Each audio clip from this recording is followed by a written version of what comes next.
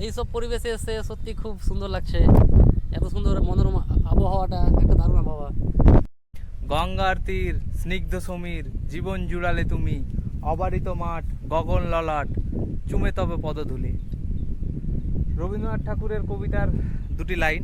সেই গঙ্গা আমাদের যে হরিদ্বার, প্রয়াগরাজ, কুম্ভ যেখানে চলছে খুব ফেমাস, প্রয়াগরাজ হয়ে পাটনা হয়ে মানে রাজমহল, তারপর ফারাক্কা, ওই সেই ফারাক্কার গঙ্গায় আমরা নিজেদের অনেকটাই আর কি ভাগ্যবান মনে করি যে আমরা গঙ্গার তীরবর্তী এলাকায় আমাদের জন্ম।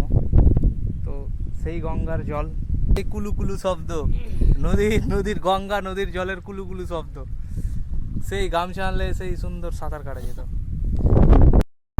নমস্কার, এখন আমরা রয়েছি পারলালপুর ঘাটে, যে ভগ্নপ্রায় একটা মন্দির রয়েছে।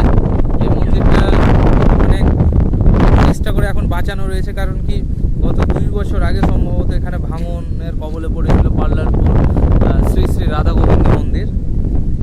এই যে সেই ভয়ঙ্কর, আমি যেদিন এসেছিলাম তার পরের দিনই বোধহয় সম্ভবত ভেঙেছিল। আমার সৌভাগ্য যে আমি তার দর্শন পেয়েছিলাম। পুরো এই সামনে নাথ মন্দির ছিল এখানে, আর সামনেই রয়েছে ধুলিয়ান। একদম নদী পার হলেই ধুলিয়ান। আমাদের সাথে জয়প্রকাশ স্যার রয়েছে, আমাদের পাইলট। বিপ্লব, একটু হাই করে দাও, চুল পরে ঠিক করবা।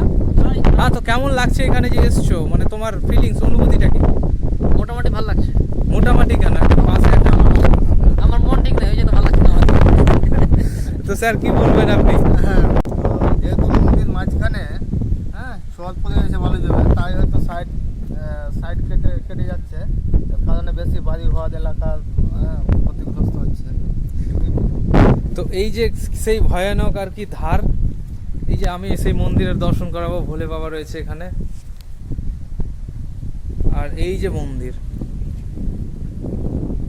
এই সেই রৌদ্র রূপ রাধা গোবিন্দ মন্দির আমি দেখাচ্ছি।